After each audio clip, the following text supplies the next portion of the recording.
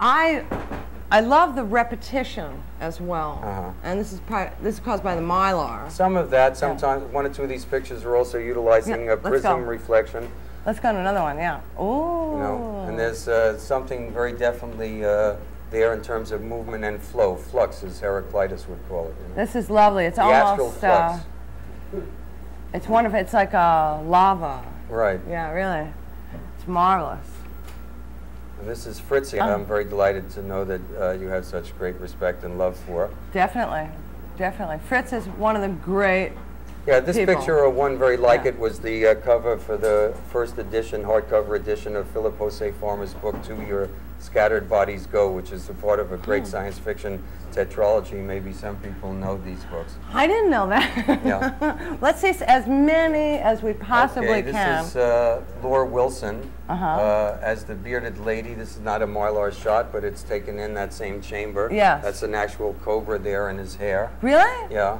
And this was a character that he played in the Ludlam play Bluebeard, which he recreated for me one night when we made this picture. I also did many in the mylar. And so here he is as the bearded lady. This is a portrait of Petra Vogt, a very great lady, an actress with a living theater, now in India. Would you like some? And someone I lived with for some 7 years. My goodness.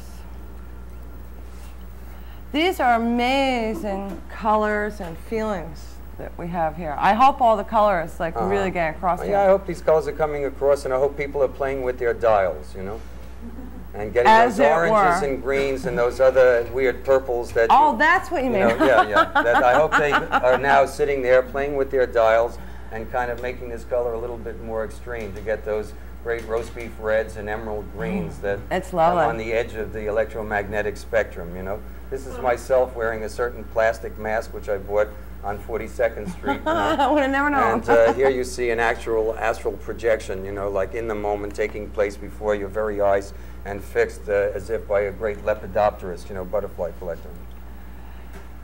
Now these are almost endless possibilities that you've created almost an entire world that you know here. Yeah, I have thousands of these pictures, actually. When I went to India, you know, like I left all this behind, and I've been making many pictures of Indians in the great Kumbh Mela Festival of Allahabad in 1977, which occurs once every 12 years. This was a once in 144-year festival, you know, that occurred when the great holy sadhus of India come naked or wearing simple cloth, smoking hash all the time, or whatever they may do. Some people don't smoke hash all the time, and so forth, you know. But I've made many other photographs in this intervening time. Let's get some more so on here you go. Yeah. Here's another one. Kind of pretty one. I hope this color is showing. I mean, we're seeing it in black and white here, and then color on the wall. But these, you know, this kind of yellow. We're having all the fun. Yeah. It's another one like that I call jewels, like a pan of jewels. Yeah, this is kind of a gilded pupa. Yeah, you know, it's lovely. It was in fact the cover of another science fiction book called Quark 2, edited by Samuel Delaney. My goodness. Well, this is marvelous, and I would like to. On what we have in there. Okay. Well, I'd like to say to the director that if we can go a few minutes here, because we're taking a few minutes off the end later. Is that okay? Oh, thank you, mine director.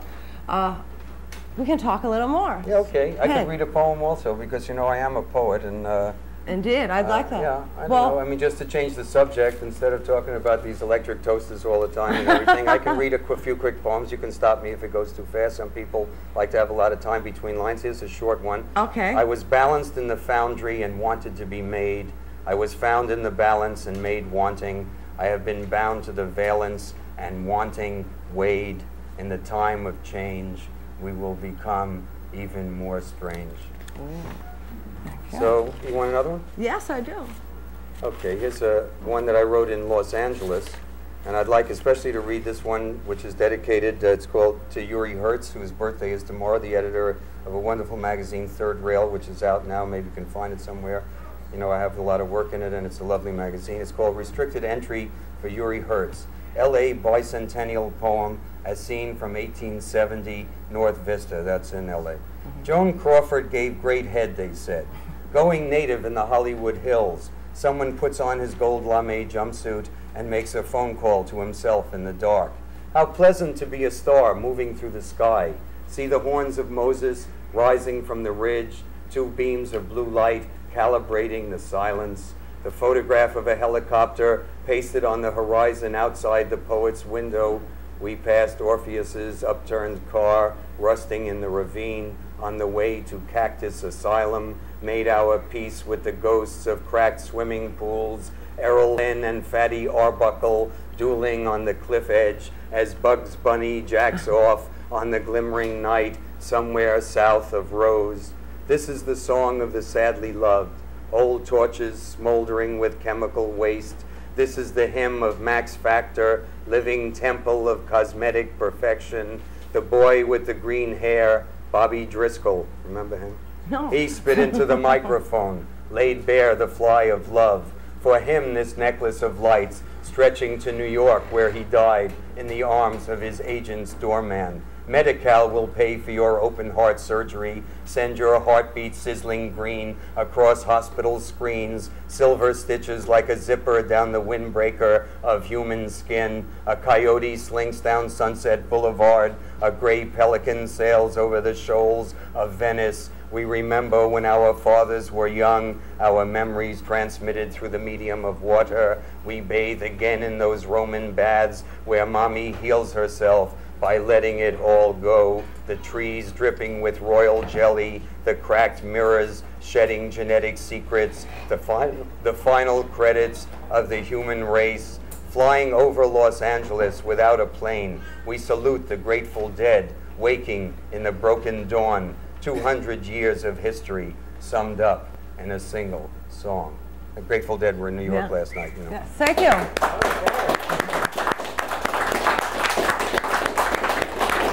Ira, it's been a pleasure, and we would like to thank you for coming and hope that when you come back we can see more of your Indian photographs, because we'd be very interested in that, and especially those of us who have been and who may be going back have a special feeling for there. Well, I can tell you you'll have a great treat in store, because I know that Ganesh Baba, whom I was with this afternoon, wants to come and see you, and that he'll be here probably sometime in the near future, and can tell you about we are looking very forward to Ganesh Baba coming and talking to him, but thank you. And